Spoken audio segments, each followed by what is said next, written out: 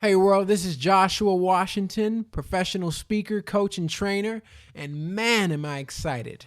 Why? Because today is a big day, huge in fact. This is the beginning, season 1 of the Joshua mentality. And since this is the first one, I thought it would be most appropriate to jump into what this show is about. Give you a rundown of what this show will be about, who it's for, and why I truly believe that this will add a tremendous amount of value to your life and giving you hopefully a strong sense of purpose. And so I hope you enjoy. Let's get it.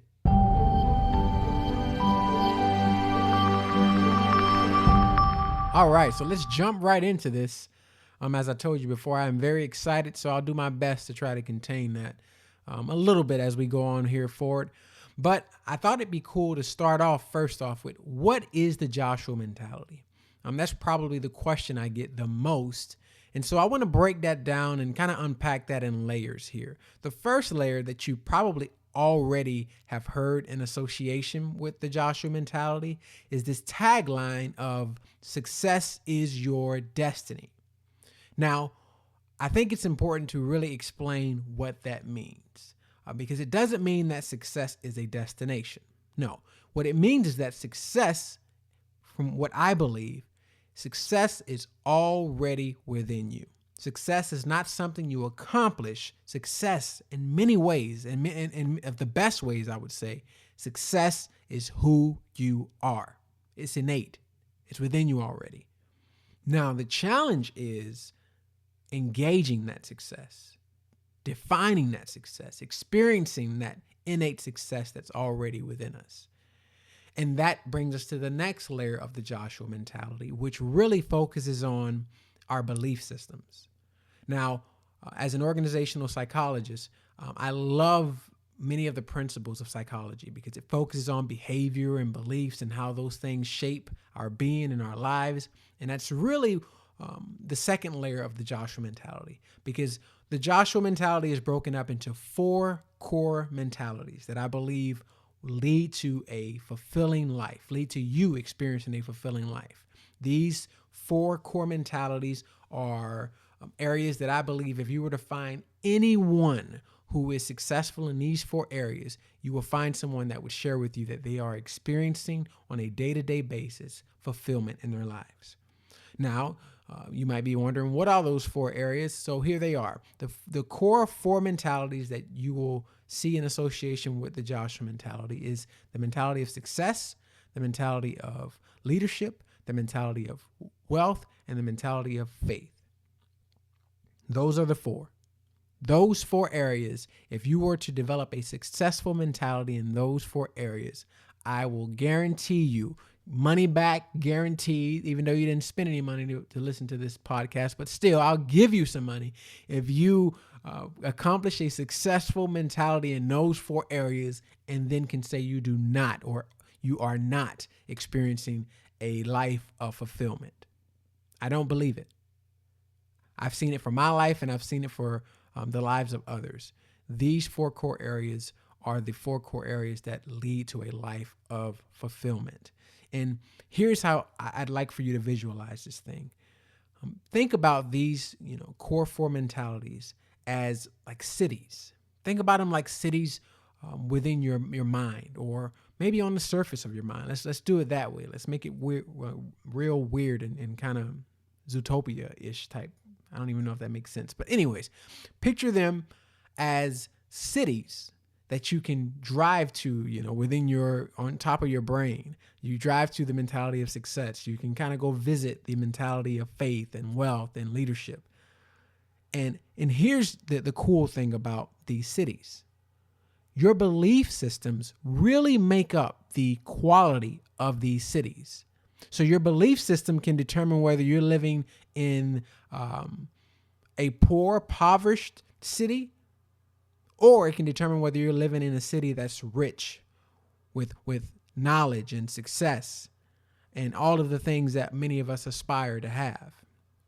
And so what this show really focuses on, think of this show as a gigantic, bulldozer, just kind of riding around on top of your mind, looking for any, you know, monument or any building that's on top of your mind that is unhealthy, that is impoverished, that is, holding you back from living out your life purpose.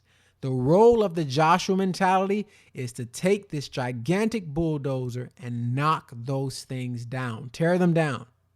And not only are we going to tear them down, we're going to build up. We're going to build you back up, build better buildings, better, mentalities that are healthier and that will help you reach to the life that you were innately meant to live out.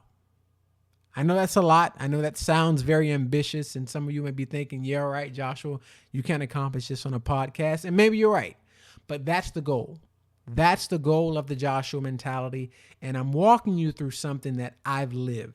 I'm walking you through the Joshua mentality thing. While it's not named after me, it is something that I have lived, that I have experienced. And that's why I can vouch for what it means to develop a successful and healthy outlook in these 4 areas. And so that's what we will be getting into. I must say, though, the mentality of success is probably the one we're going to focus on the most for this particular season. I don't know what we'll go after that, but for this season, I think that's the one we will focus on the most, simply because this is the one that I've noticed people really struggle with the most and have the most questions regarding. And so questions like, what am I here for? How do I discover, life purpose in my day-to-day, practical life? You know what I'm saying? Like, this is all great from the conceptual perspective, cities on top of the brain, but how do I bring that from the brain to my actual life? And that's what the mentality of success really talks about. I want to give you some practical things, practical tools that you can put in your belt and begin to establish within your life. And the cool thing about this is that I'm not some, this isn't some hierarchy where I'm above or on top and trying to pull you up. This is really us walking together. And that's why I wanted to start this podcast. It's kind of in a way like you and I are sitting across the table and just talking about life. And I'll be sharing, some of the darkest moments of my life, a lot of the failures. I think those are more valuable than the successes, and everything in between. Whatever I can share that would add value to your life, you can kind of expect me to do just that, because I know what it's like. I know what it's like to kind of live a life where you feel like you are not accomplishing or not experiencing anything fulfilling. Kind of like a zombie type of, feeling. And I remember distinctly, man, back in it had to be the 2011-ish type years where I was in college. And I'll get more into this in future shows, but I grew up in a very poor town. And the environment, while my immediate environment was actually very good and a blessing. But my environment outside of that, there was a lot of challenges and a lot of opportunities to develop what I like to call an impoverished mentality. And so I did just that in a lot of ways. I mean, picture me 5'9", probably $150, and walking around rocking 36 pair of jeans and 2X, what we call long tees and fitted caps.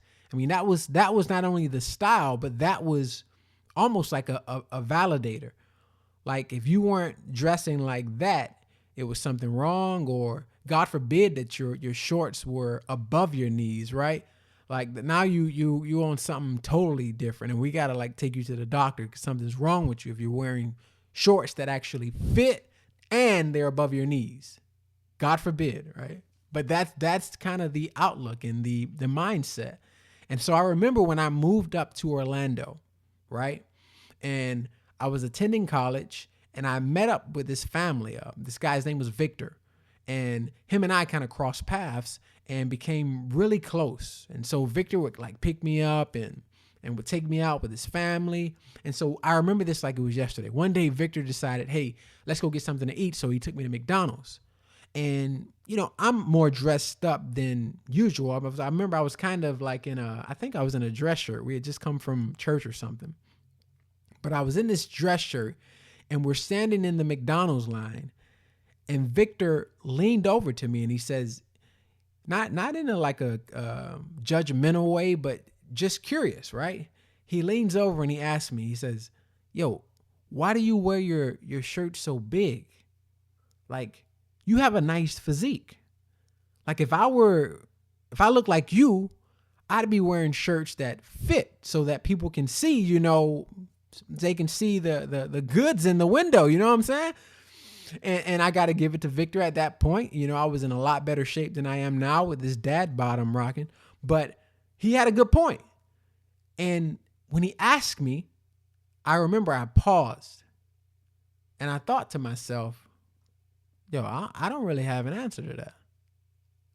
Like, I can't tell you why I dress like this. Like, this is what I grew up in. We wear baggy clothes. I mean, this is what I wear. And I think that was somewhere along the lines is kind of the explanation I gave him. But when I went home that night and I actually started thinking about it, it hit me.